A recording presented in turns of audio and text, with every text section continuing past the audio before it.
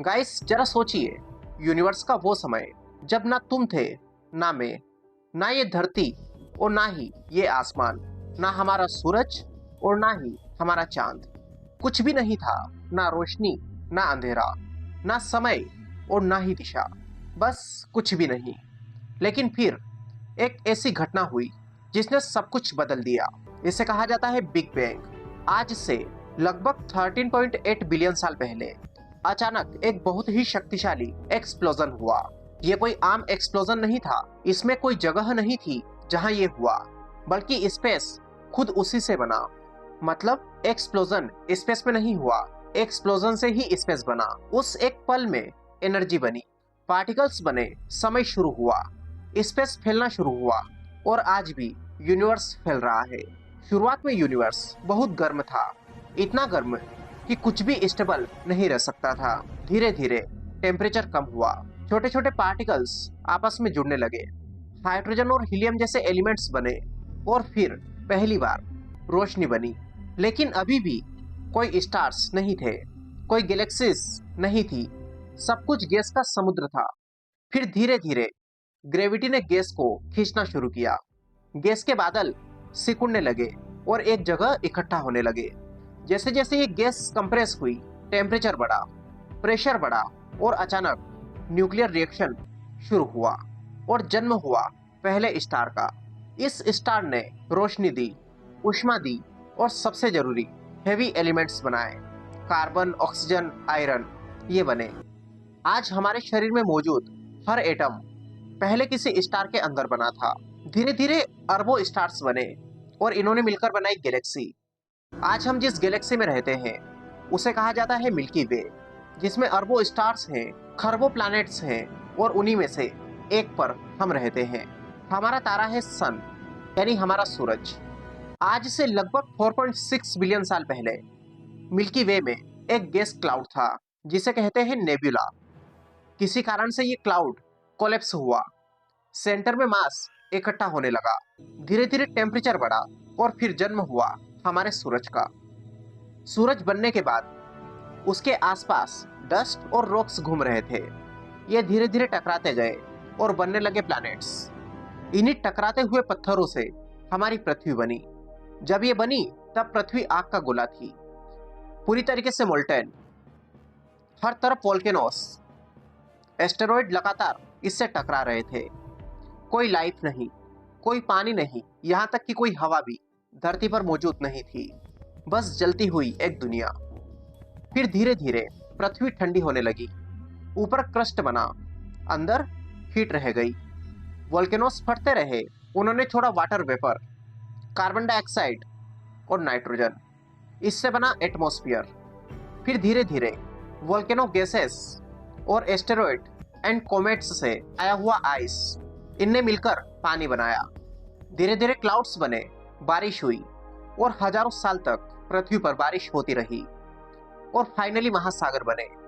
लेकिन तब ये ओशियन अंधेरे में थे, बिजलियां चमक रही थी, केमिकल रिएक्शंस हो रहे थे और फिर पहली बार लाइफ बनी, जिसे हम बोलते हैं अबायोजेनेसिस। ये लाइफ बहुत सिंपल थी, सिंगल सेल, माइक्रोस्कोपिक। लेकिन यही शुरुआत थी। उस छोटे सेल में सर्वाइवल की चाह थी, खुद को कॉपी करने की एबिलिटी थी और यही से शुरू हुआ इवोल्यूशन। और यही पृथ्वी और हमारी शुरुआत थी।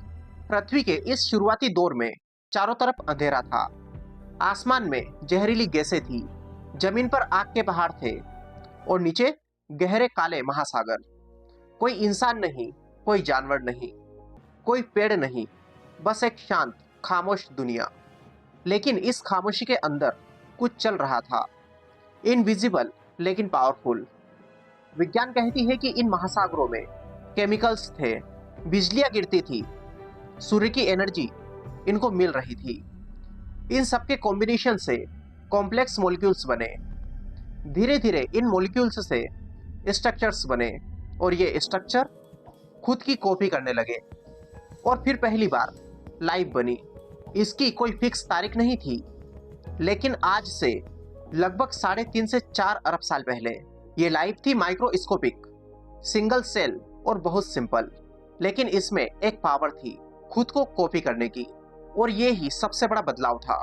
अब ये सेल्स खुद को कॉपी कर रहे थे, लेकिन हर बार परफेक्ट कॉपी नहीं बनती थी। कुछ छोटी छोटी गलतियां होती थी, इन्हें कहा जाता है म्यूटेशंस। और यही गलतियां, यही मिस्टेक्स धीरे धीरे फ्यूचर बदल रही थी। कुछ म्यूटेशंस लाइफ को मजबूत बना रहे थे, कुछ कमजोर। जो सरवाइव कर रहे थे वो आगे बढ़ रहे थे। धरती के इतिहास के अरबों साल तक ये सेल्स पैदा हो रहे थे, मर रहे थे, बदल रहे थे। कोई टीचर नहीं, कोई प्लान नहीं, फिर भी धीरे धीरे कॉम्प्लेक्सिटी बढ़ रही थी।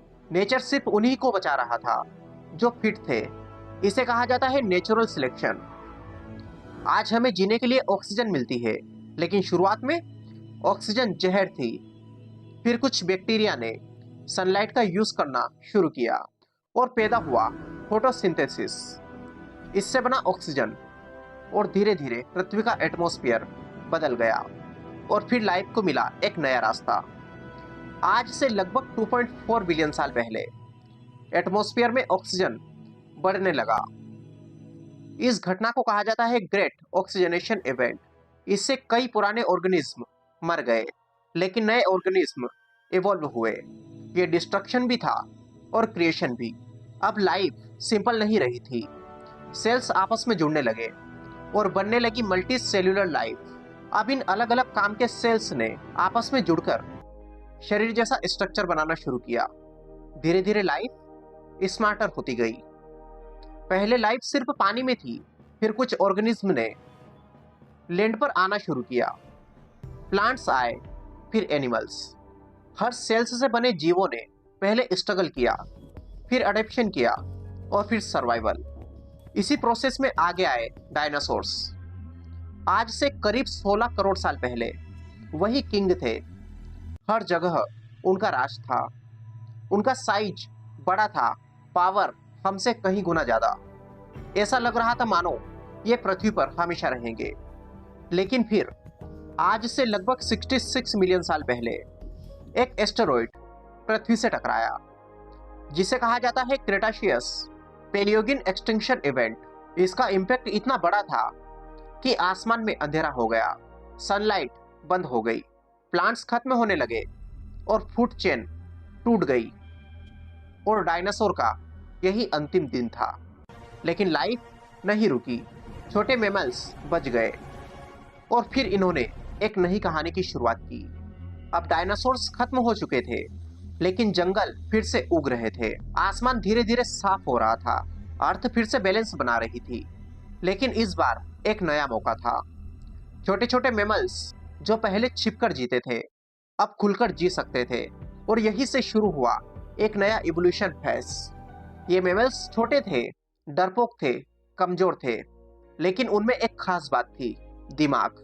उनमें ब्रेन था। धीरे धीरे उनका ब्रेन बड़ा हुआ, सोचने की क्षमता बढ़ी, एडेप्टेबिलिटी बढ़ी, और यही चीज फ्यूचर बदलने वाली थी।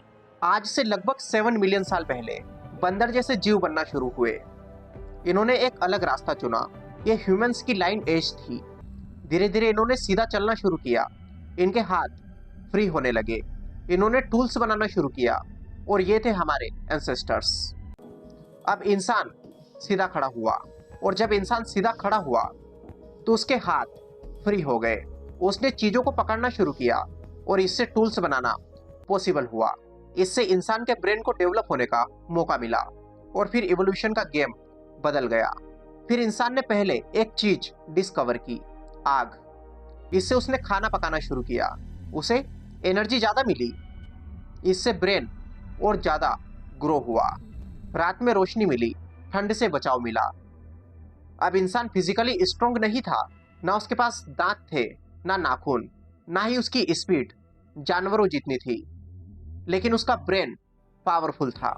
इससे वो प्लानिंग कर सकता था, इमेजिनेशन कर सकता था, कम्युनिकेशन कर सकता था। धीरे धीरे इंसान ने नेचर को समझना शुरू किया। इंसान ने लैंग्वेज बनाई। इससे आइडियाज शेयर हुए, नॉलेज आगे बढ़ा, सोसाइटी बनी, और इसी चीज ने इंसान को बाकी एनिमल्स से अलग किया। आज से लगभग 10,000 साल पहले इंसान ने खेती शुरू की, घर बनाए, गांव बसाए, फिर शहर बने, राज्य बने और समाज बना, यानी कि सिविलाइजेशन शुरू हुई।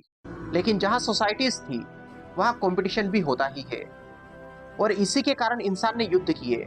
वो टेरिटरी के लिए लड़ा, पावर के लिए लड़ा, लेकिन साथ ही साइंस भी विकसित हुई, टेक्नोलॉजी विकसित हुई। अब इंसान इवोल्व हो रहा था। उसने आसमान में उड़ना शुरू किया। अब वो समुद्र के नीचे जा सकता था, और धीरे धीरे अब वो स्पेस में पहुंच गया। आज हमने बनाया इंटरनेट, आर्टिफिशियल इंटेलिजेंस, मशीन्स। इस वक्त हम पूरे प्लैनेट को कंट्रोल कर रहे हैं। आज हम पावरफुल हैं, लेकिन डेंजरस भी। हमारे कारण क्लाइमेट चेंज हो रहा है। हमने न्यूक्लियर वेपन्स बनाए, हमने पोल्यूशन बढ़ाया, और हो सकता है यही हमारे पतन का कारण बने, या हो सकता है इसी के कारण हम नेक्स्ट लेवल पर इवोल्व हो जाए। गाइस, आज हम जिस पृथ्वी पर जी रहे हैं उसका टेम्परेचर सही है। यहाँ पर पानी है, ऑक्सीजन है, लाइफ हर जगह है, सब कुछ परफेक्ट लगता है। लेकिन सच ये है कि अर्थ हमेशा बदलती रहती है। कॉन्टिनेंट्स मूव होते हैं, क्लाइमेट बदलता है, स्पेसिस आती जाती रहती है। मतलब जो आज है वो हमेशा नहीं रहेगा। आज हमारे पास सबसे बड़ा खतरा है क्लाइमेट चेंज। कारण है फॉसिल फ्यूल्स, पोल्यूशन, डिफोरेस्टेशन। इससे टेम्परेचर बढ़ रहा है, ग्लेशियर्स पिघल रहे हैं, सी लेवल बढ़ रहा है। लेकिन इससे भी हमारी पृथ्वी को ज्यादा फर्क नहीं पड़ेगा। पृथ्वी इससे खत्म नहीं होगी, लेकिन ह्यूमंस की लाइफ इससे मुश्किल जरूर हो जाएगी। इंसान ने न्यूक्लियर वेपन्स बनाए, बायोलॉजिकल वेपन्स बनाए, एआई सिस्टम्स बनाए। ये टूल्स पावरफुल है, लेकिन अगर कंट्रोल खो गया तो ये हमारी सिविलाइजेशन को खत्म भी कर सकते हैं। डायनासोर्स एस्टेरॉइड से मरे थे, हो सकता है इंसान अपने ही हाथों से मर जाए। आज इंसान मार्स पर जाने की बात करता है क्योंकि हमारी पृथ्वी की एक लिमिट है, लेकिन स्पेस अनंत है। हम मार्स पर जाने की कोशिश कर रहे हैं, चंद्रमा पर बेस बनाने की प्लानिंग कर रहे हैं। आज हम मल्टी प्लानिटरी स्पेसीज बनना चाहते हैं ताकि एक्सटिंक्शन से बच सके, लेकिन ये भी आसान नहीं है। ये सेंचुरीज का प्रोजेक्ट है, और इसीलिए आज हमको पृथ्वी को सेफ रखना जरूरी है। और रही बात हमारी, तो इवोल्यूशन अभी रुकी नहीं है। भविष्य में हमारा दिमाग और भी ज्यादा डेवलप हो सकता है, बॉडी बदल सकती है, हो सकता है टेक्नोलॉजी बॉडी के साथ मर्ज हो जाए। अब धीरे धीरे हम आगे बढ़ रहे हैं। अब बात करते हैं बहुत दूर के फ्यूचर की। आज से लगभग 5 अरब साल बाद जो होगा रेड जाइंट फेस, जब हमारा सूरज एक्सपेंड करेगा, पृथ्वी जल जाएगी, महासागर खत्म हो जाएंगे, कोई लाइफ पृथ्वी पर नहीं बचेगी। पृथ्वी एक डेड रॉक बन जाएगी, यानी कि पृथ्वी भी परमानेंट नहीं है, हमारा सूरज भी परमानेंट नहीं है, यूनिवर्स में कुछ भी परमानेंट नहीं है। लेकिन क्या उस वक्त तक इंसान पृथ्वी पर होगा? क्या हम सिर्फ सर्वाइव करेंगे या यूनिवर्स को एक्सप्लोर करेंगे? क्या उस वक्त इंसान खुद को खत्म कर लेगा या नेक्स्ट लेवल पर पहुंच जाएगा? साइंस कहती है कि यूनिवर्स लगातार एक्सपेंड हो रहा है, गैलेक्सीज एक दूसरे से दूर जा रही है। डार्क एनर्जी के कारण यूनिवर्स बहुत तेजी से फैल रहा है, ये स्पेस को पुश कर रही है, जिसके कारण गैलेक्सीज एक दूसरे से दूर जा रही है। और इससे एक समय ऐसा आएगा जब स्टार्स अपना फ्यूल खत्म कर देंगे। हो सकता है तब नए स्टार्स बनना बंद हो जाए। हो सकता है यूनिवर्स में फिर से अंधेरा होने लगे, जैसा कि बिग बैंग से पहले था। हो सकता है ट्रिलियंस साल बाद सारे स्टार्स बुझ जाए। हो सकता है फिर वही कोल्ड, डार्क और एम्प्टी स्पेस बच जाए। कोई लाइट नहीं, कोई लाइफ नहीं, कोई मोमेंट नहीं, सिर्फ साइलेंस। गाइस, आज हम एक छोटे से प्लैनेट पर हैं, एक छोटे से स्टार के पास, गैलेक्सी के कोने में, और फिर भी हम ये सब समझ रहे हैं। हम पूछ रहे हैं हम कौन हैं, कहाँ से आए हैं, कहाँ जा रहे हैं। और यही चीज़ हमें स्पेशल बनाता है। एक दिन अर्थ नहीं होगी, सूरज भी नहीं होगा, गैलेक्सीज नहीं होगी, और शायद हम भी नहीं बचेंगे। लेकिन अभी हम हैं, हम देख सकते हैं, समझ सकते हैं, महसूस कर सकते हैं। और यही मोमेंट सबसे बड़ा मिरेकल है। यूनिवर्स का एंड होना तय है, लेकिन हमारी स्टोरी अभी चल रही है। सवाल यह नहीं है कि अंत कब होगा, सवाल यह है हम अपने छोटे से समय में क्या कर पाएंगे। गाइस, आपको क्या लगता है इंसान कब तक धरती पर सुरक्षित रह सकता है? हमारे पास कितना वक्त है? अपने विचार कमेंट बॉक्स में बताइए। अगर वीडियो पसंद आए तो इसे लाइक करिए, चैनल पर नए हो, चैनल को सब्सक्राइब कर लीजिए। Wish you all the very best. Thank you so much.